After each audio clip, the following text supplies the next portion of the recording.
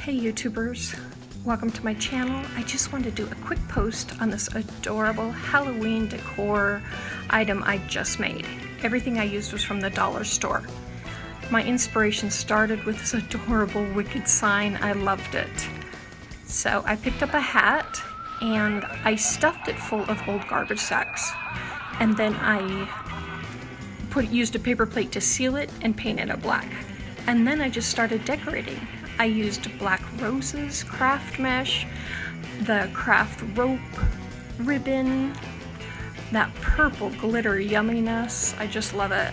I just went to town and had fun with it. I am just loving how this turned out. And I made a little wreath for the door to match. Happy Halloween, everyone.